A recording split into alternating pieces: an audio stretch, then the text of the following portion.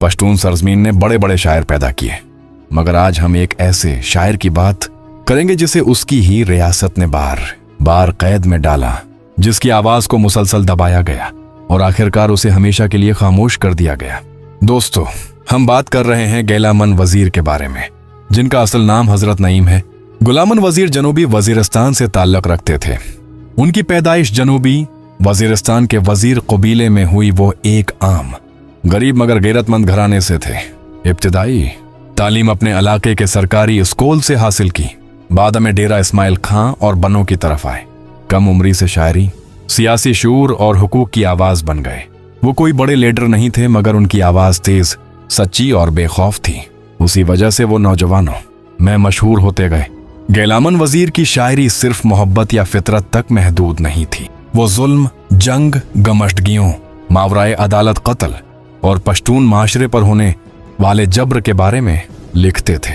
उनकी शायरी बुनियादी तौर पर 3 मौज़ूआत पर थी: रियासती जब्र और गमशदा अफराद, जंग के नतीजे में तबाह होने वाले घर, पश्तून नौजवानों की गैरत, दर्द और जदोजहद।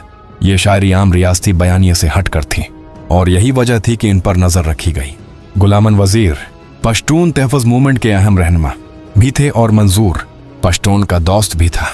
उनकी पहली बड़ी गिरफ्तारी तब हुई जब इन्होंने खुले आम जलसों में गुमशुदा अफराद, इंसाफ और ताकतोर हलकों की पॉलिसियों पर बात की।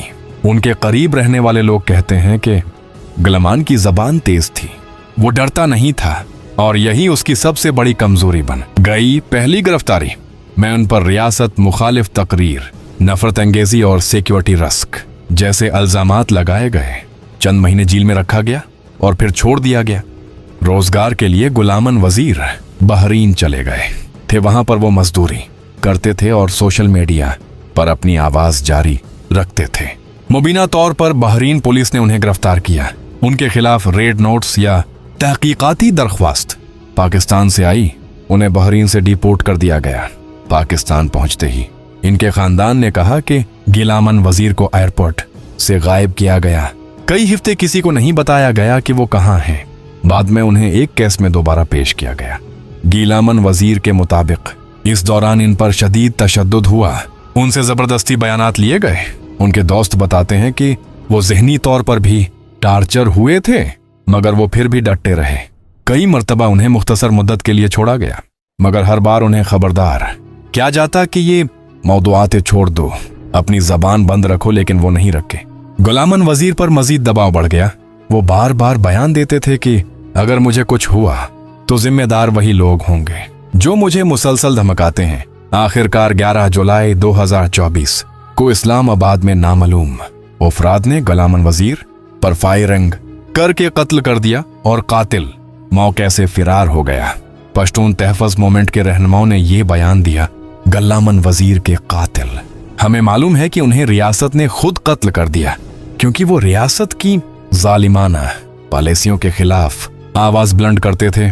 इसी वजह से उनकी आवाज को हमेशा के लिए खामोश कर दिया गया। गुलामन वजीर की मौत के बाद नौजवान सड़कों पर आए।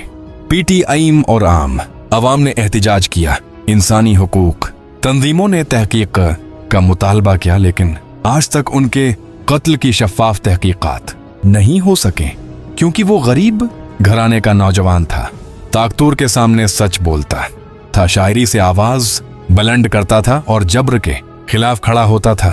इसके अल्फाज आज भी नौजवानों को मुतासिर करते हैं। गुलामन वजीर शायद अब हमारे दरमियान नहीं, लेकिन उसकी आवाज आज भी जिंदा है। उसकी शायरी आज भी जुल्म के खिलाफ एक ऐलान है और उसका नाम हमेशा याद रखा जाएगा।